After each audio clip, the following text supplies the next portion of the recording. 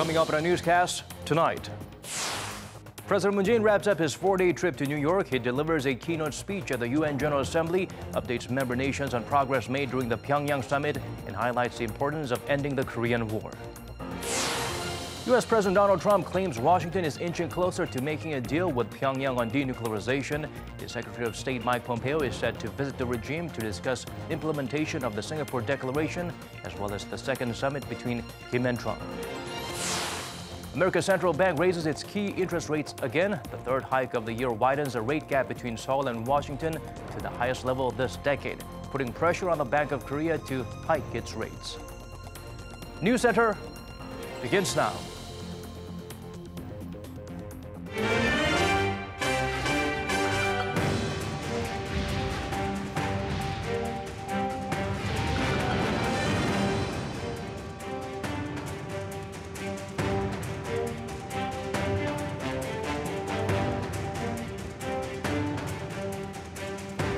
It's 8 p.m. here in Korea, live from our studio in Seoul. This is Arirang News Center. Welcome to our program. I'm Daniel Chang. President Moon Jae-in was kept busier than ever during the long holidays. Over in New York, he has been updating UN members on the progress Seoul has made with Pyongyang. On Wednesday, during his UN General Assembly speech, he stated the shadow of war has been removed from the Korean peninsula. Shin Se-min starts us off. President Moon Jae-in has brought the international community up to speed on North Korea. Addressing UN member nations on the last leg of his trip to New York, the president spoke of the progress made with Pyongyang, from getting the regime to put down its nuclear weapons to disclosing its will for peace and prosperity in front of the world. The South Korean president, for the first time on the UN stage, also referred to bringing an official end to the Korean War. 전쟁 종식은 매우 절실합니다. 평화 체제로 가기 위해 반드시 거쳐야 할 과정입니다. 앞으로 비핵화를 위한 과감한 조치들이 관련국 사이에서 실행되고 종전 선언으로 이어질 것을 기대합니다. Adding to his case for a peaceful Korean peninsula, President Moon revealed his administration's plans to utilize the joint economic potential of the two Koreas. He mentioned his previous proposal of setting up a rail network including the North and the U.S., which would, in theory, connect the two Koreas to other Northeast Asian nations, just like the coal and steel community that paved the way for the creation of the European Union. 동아시아 철도 공동체는 향후 동아시아 에너지 공동체와 경제 공동체, 더 나아가 동북아 다자평화 안보 체제로 이어질 수 있는 출발점이 될 수 있을 것입니다. He added through such plans, the Koreas will help reinvigorate the stalled economic potential of East Asia, a part of the world that accounts for a quarter of the world's economy. The South Korean leader also touched upon humanitarian issues, saying Korea, which suffered under Japan's wartime system of sexual enslavement, will be front and center of stamping out sexual violence in the disputed regions. The president is closing out of his 4-day trip in New York, much of which he spent briefing South Korea's allies as well as international dignitaries on his latest summit with North Korea's Kim Jong-un.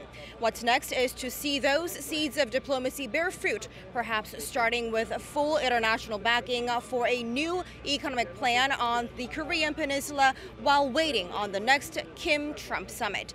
Shin Se-min, Arirang News, New York. The United States may soon make a deal to denuclearize North Korea. That's coming from President Donald Trump, who cited very positive behind-the-scenes developments between the two sides. He also held a rare solo press conference on Wednesday. Woo Soo-young shares with us his remarks. The United States is making positive progress on striking a deal with North Korea on denuclearization, but isn't rushing to specify a timeline just yet. This is according to US President Donald Trump on Wednesday, after attending a gathering of world leaders at the UN General Assembly. Addressing criticism he failed to secure a timeline on denuclearization or concrete pledges from the North, Trump said there had been substantial follow-up action after his June 12 summit with North Korean leader Kim Jong-un. He said many things are happening behind the scenes, away from the media, noting that US officials have been holding secret meetings with the North. Such progress, he said, is likely to produce good news in the coming months and years. The president also praised North Korean leader Kim Jong-un as a man he knows and likes, expressing confidence Kim also wants a deal to secure peace and prosperity for his regime. At a press conference later in the day, President Trump reiterated he isn't in a hurry to specify a timeline on denuclearizing North Korea, saying he has all the time in the world. I don't want to get into the time game. You know why? I told Mike Pompeo, I said, Mike, don't get into the time game. We stopped them. They're taking down plants. They're taking down a lot of different testing areas. They're going to take down some more. You'll be hearing about that very soon. I don't want to go ahead of myself, but you'll be hearing about it soon.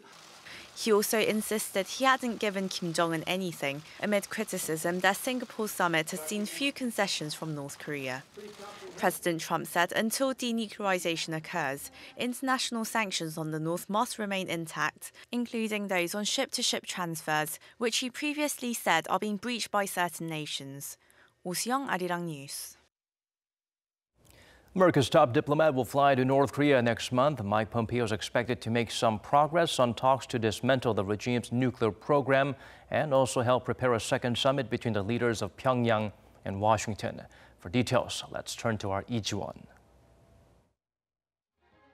U.S. Secretary of State Mike Pompeo will be traveling to North Korea in October in a fresh bid to breathe life into the stalled talks between Pyongyang and Washington. State Department spokesperson Heather Nauert confirmed the trip on Wednesday, shortly after Secretary Pompeo's meeting with North Korean Foreign Minister Ri Yong-ho on the sidelines of the UN General Assembly. She said Pompeo accepted the North Korean leader's invitation to travel to Pyongyang next month to make further progress on the implementation of the Singapore Declaration, including the final fully verified denuclearization of the North, as well as to prepare for a second summit between the two leaders. The trip would be Pompeo's fourth to North Korea, which was initially planned for August until it got canceled by President Trump, as he thought there hadn't been enough progress made on denuclearization. Pompeo also tweeted about his, quote, very positive meeting with his North Korean counterpart. He uploaded 2 pictures of them shaking hands and talking, and said they discussed the upcoming summit and the next steps towards the denuclearization of the Korean peninsula.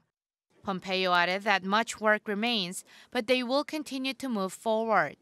This comes just hours after Pompeo gave an interview to CBS, where he said the U.S. is working to get the conditions right so it can accomplish as much as possible during the second summit. He added that the summit may happen in October, but it's more likely to happen sometime after that. President Trump has also been repeatedly saying during his trip to the UN that he will be meeting with Kim Jong-un soon. He said their second meeting will take place much like their first, except for the location. The two leaders had their historic first-ever North Korea-U.S. summit in Singapore in June. Lee Ji-won, Arirang News. After months of deadlock, nuclear negotiations between North Korea and the U.S. are back on track. Mike Pompeo is expected to visit the regime next month, and another Pyongyang-Washington summit is officialized. Oh Jung-hee sheds light on the expected discussion topics by the two sides. Last week's inter-Korean summit declaration stipulates that North Korea will allow experts to oversee the dismantlement of its Dongchangri missile engine test site and launch pad. It also says if Washington takes, quote, corresponding measures, Pyongyang is also willing to dismantle for good its Yongbyon nuclear complex, the regime's key nuclear site that's home to plutonium production facilities and a uranium enrichment plant.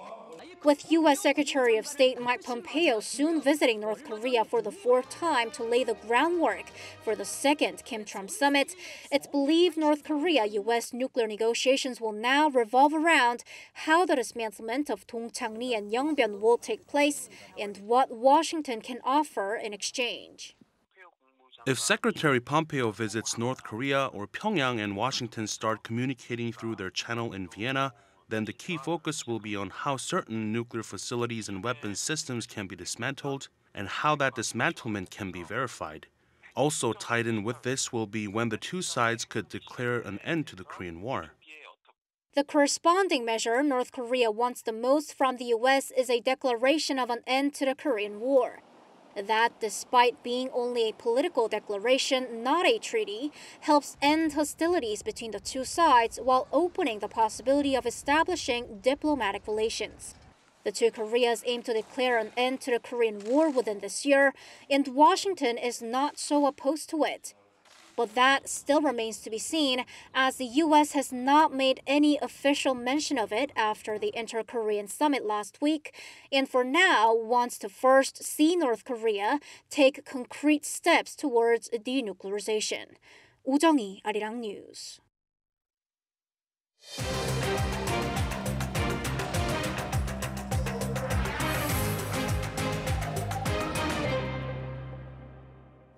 President Moon Jae-in met with the IOC chief Thomas Bach at the UNHQ in New York and asked for the world's support to pursue a joint bid with Pyongyang for the 2032 Summer Games, emphasizing the need to take an early first step on the matter. He also thanked the world's top Olympic official for kicking off the cycle of sporting events that led to recent developments towards peace on the Korean peninsula. Moon was referring to the 2018 Pyeongchang Winter Olympics held in February, of course. Ba replied that the IOC is always open to the idea of having an early dialogue and added the co-hosting of the 2032 Games would complete the circle that began at the Korean Alpine City. The duo also discussed ways to field unified teams in a range of sporting events at the upcoming 2020 Tokyo Olympics. A wise resolution is needed to address the issue of the Foundation for Japan's Wartime Sex Slavery Victims in Korea, funded by the Japanese government. That's according to Seoul's top diplomat Kang Kyung-hwa, who discussed the issue with her Japanese counterpart on the sidelines of the UN General Assembly. On Tuesday, President Moon Jae-in said the foundation is not functioning properly and is doomed to fail while meeting with Prime Minister Shinzo Abe. What Tokyo's foreign minister said about the foundation is unknown, but the Japanese embassy in South Korea said the two countries agreed that the issue of the foundation should not negatively affect bilateral relations. South Korean Prime Minister Lee Nak-yeon called on the cabinet to promptly follow through on the outcomes of the Pyongyang Declaration and the recent Seoul-Washington summit in New York. Leading today's cabinet meeting in place of President Moon, he urged related ministries to respond to any misunderstandings or distortion regarding the summits with accurate and easy-to-understand explanations. He also called for bipartisan support in the National Assembly for the peace process on the peninsula, including the implementation of a Panmunjom Declaration, as well as the revised FTA with the U.S. The PM added that it's thanks to President Moon that the world knows that Kim Jong-un is willing to denuclearize. North Korea is apparently in favor of holding parliamentary talks with the South. The Speaker of the Assembly, Moon Hee-sang, proposed the event in a letter to Choi Tae-bok, the chairman of the North's Supreme People's Assembly. That letter was delivered last week during the Inter-Korean summit. Today, Choi wrote back saying Pyongyang agrees in principle to opening a dialogue and that both legislatures have important roles in the implementation of the two Koreas agreements. He added the talks can be arranged after high-level South and North Korean officials meet to schedule talks in several fields in accordance with the recent Pyongyang Declaration. Choi also expressed hopes the South Korean parliament ratifies this year's joint declaration as soon as possible. The two Koreas are planning to reduce the number of guard posts along the demilitarized zone. Regarding this matter, the nominee to serve as the next commander of U.S. Forces Korea pointed out it's fine for the two sides to talk, but added all military decisions along the DMZ must be made in conjunction with the UNC. Park Ji-won has the highlights from his confirmation hearing. Speaking at his confirmation hearing in front of the U.S. Senate Committee on Armed Services earlier this week, General Robert Abrams, appointed to become the next commander of the United Nations Command, Combined Forces Command, and U.S. Forces Korea, said while the two Koreas can freely engage in dialogue, all activities with regards to the demilitarized zone are under the sphere of the United Nations Command. He added that all activities within the DMZ will have to be, quote, brokered, adjudicated, observed, and enforced by the UN command. He made the remarks in response to a question on the recent move to reduce some of guard posts within the DMZ as part of the comprehensive military agreement signed by the defense ministers of the two Koreas during last week's Inter-Korean summit. Regarding the impact of the suspension of joint military exercises between South Korea and the U.S., the nominee said there is a slight degradation in the readiness of forces, but said it was a prudent risk to take to make the effort to change the relationship with North Korea. South Korea's Defense Ministry spokesperson said Thursday morning during a regular press briefing that the South Korean government has closely consulted with the UN command on the issue of the reduction of some of the guard posts in the DMZ. The ministry has been closely consulting with the United Nations Command regarding the Inter-Korean Comprehensive Military Agreement, including the reduction of guard posts. It will continue to cooperate and consult with the UNC on various levels in implementing the agreement. If confirmed, General Robert Abrams, a West Point graduate who has commanded the U.S. Army Forces Command since 2015, will replace General Vincent Brooks, who has led the United Nations Command as well as U.S. Forces Korea since 2016. Park Ji-won, Arirang News. Policymakers at the U.S. Fed decided to hike interest rates for the third time this year. Now there's added pressure on Korea's central bank to lift its own key rates as the rate gap between the two countries has widened to the highest level since the year 2007. Kim Hae-sung explains further. In a unanimous move Wednesday, the U.S. Federal Reserve raised its benchmark federal funds rate by a quarter percentage point to a range of 2 to 2.25% in the Fed's eighth rate hike since 2015. This action reflects the strength we see in the economy and is one more step in the process that we began almost 3 years ago of gradually returning interest rates to more normal levels. The Fed forecasts the U.S. economy will grow 3.1% this year, faster than the 2.8% projection back in June, adding it'll continue to expand moderately for at least 3 more years. With the latest increase, the rate gap between Korea and the U.S. has widened to 75 basis points. Finance Minister Kim Dong-yeon and Bank of Korea Governor Lee Ju-yeol said Thursday that the Fed's rate hike will likely have a limited impact on Korea's capital markets, saying the pace of rate normalization is in line with expectations. Korea's capital market has stayed relatively stable even after the Fed's rate hike in March that made the U.S. rate higher than Korea's for the first time in a decade, but the capital market risk is growing. Korea has strong economic fundamentals like its current account surplus and record-high FX reserves. But with the rate gap continuing to widen as the US tightens its monetary policy, it could result in volatility in emerging markets and cause capital flight from Korea, as investors look for safer assets like US bonds with higher yields. Since November 2017, the BOK has kept its key rate at 1.5%, citing sluggish job figures and concerns over the U.S.-China trade spat. But with the Fed signaling another rate hike in December, the pressure is growing on the Bank of Korea to lift its key rate in one of its last 2 meetings this year, in October and November. Kim Hae-sung, Arirang News. The new chief of South Korea's Ministry of Industry, Trade and Energy announced he will pursue policies related to innovative growth and job creation. Speaking at his inauguration ceremony, Sung Yun-mo stressed that innovation-led growth is not only necessary in key industries, but also in emerging sectors such as the bio and health sectors. He added the ministry will connect the government, companies, universities, and research institutes to maximize their capacities. As for the revised FTA signed by South Korea and the U.S. earlier this week, the minister said the government will prepare follow-up measures for ratification. Sung had previously served as the chief of the Korean Intellectual Property Office. Latest data shows people aged 65 and above made up 1/10 of South Korea's population. Many of them are still working in order to cover various expenses, with the heaviest burden coming from medical costs, which are steadily rising. Kim Ji-yeon breaks down the concerning numbers for us. South Korea's population is transitioning from an aging society to an aged society, according to standards set by the World Health Organization and the United Nations. Data released by Statistics Korea on Thursday shows around 7.4 million out of the 51.6 million people living in Korea, including foreigners, are classified as being in the elderly population. This means people aged 65 or older make up 14.3% of the country's total population in 2018. It's an increase from last year's 13.9%, and the figure is expected to rise gradually to 41% by 2060. The UN defines an aging society as one in which more than 7% of the population are 65 or older. A country with an aged society means the figure is more than 14%, and for a super-aged society, it's 21%.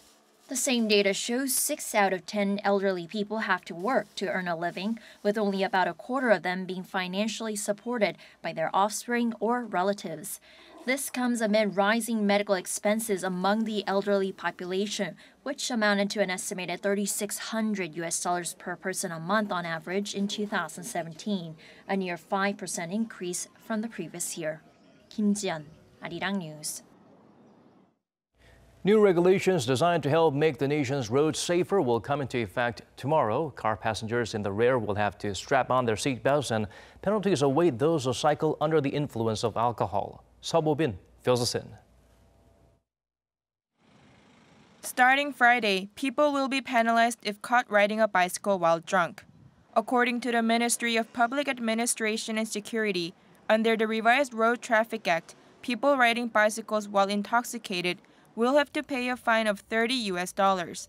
There was previously a clause prohibiting cycling while drunk, but it wasn't enforced. The new regulations will be effective not only on public roads, but also on bicycle paths such as those alongside the Hangang River. It is also mandatory to wear a safety helmet when riding a bicycle, although no punishment will be imposed when a helmet is not used. Another regulation being enforced is the mandatory use of seatbelts for all seats in vehicles on the road and on highways. According to the Center for Disease Control and Prevention, if people involved in traffic accidents aren't wearing a seatbelt, the chances of death are 2.8 times higher for those in the front seat and 3.7 times higher for those in the back seat. The new regulations aim to reduce the number of deaths from traffic accidents by half by 2022. Seo Bo-bin, Arirang News. A record number of South Koreans died from cancer last year. However, the figures were the second lowest among OECD member nations, while deaths from pneumonia, suicide, and traffic accidents were noticeably high. Hong Yu help us look beyond the digits. At least 1 out of every 4 deaths in South Korea last year was caused by cancer. According to Statistics Korea, cancer killed more than 78,000 Koreans in 2017, the highest number since records began in 1983. However, South Korea had the second lowest rate of deaths from cancer in the OECD. According to OECD data, 160.1 Koreans out of every 100,000 died from cancer last year. The only OECD member with a lower rate of deaths from cancer than South Korea was Mexico. On the other hand, Hungary had the highest rate of deaths from cancer, over 1.7 times higher than South Korea. Experts say this is due to the expansion of government policies providing free medical checkups. In South Korea, people older than 50 can have a free checkup for colorectal cancer. And starting from next year, for those who have a high possibility of getting lung cancer, can also get a free checkup. However, when it comes to deaths from pneumonia and suicide, South Korea is on the upper end of the scale, with the second highest number of deaths from pneumonia in the OECD. Experts say that pneumonia mainly affects the elderly. As life expectancy has increased in South Korea, the number of elderly people that die from pneumonia is also increasing. Last year, about 23 Koreans out of every 100,000 committed suicide. The number is the second highest in the OECD. There were also 9.6 deaths per 100,000 from traffic accidents.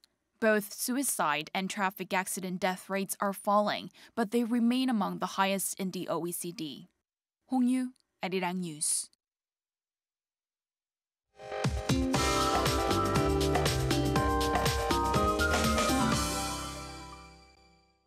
Time to turn to Michelle back at the Weather Center for the updates you need. Michelle, the weather is just perfect. If only it could stay this way forever. Well, Daniel, during the day, the sky looks beautiful these days, and it's warm, but we also have that autumn breeze in the air. Now make sure to be aware of the big temperature drop as soon as the sun sets though. Now the mercury will be down into the teens by the morning. And currently, Typhoon Tremi, named in Japanese for type of rose tree, is projected to make landfall over on southern end of Japanese island of Kyushu on Sunday, making its way through Japan and back out to the sea by Tuesday. Now, the storm will have no direct impact over in Korea, but there will be high waves in the southern seas. And Friday afternoon is going to be cloudier than today, so it will be somewhat cooler and less sunny. With the storm still some distance away, Tokyo will have sunshine tomorrow. And morning in Seoul will begin at 14 degrees Celsius. Gwangju, Daegu, and Busan begins at 14 and 12 and 17 degrees respectively. Now, even with cloudy skies, the temperature reaches up to around 21 and 25 degrees across the whole nation tomorrow. Now, it looks like the weather will stay favorable throughout the whole weekend, and the readings will turn cooler by the day. I'll leave you with the weather conditions around the world.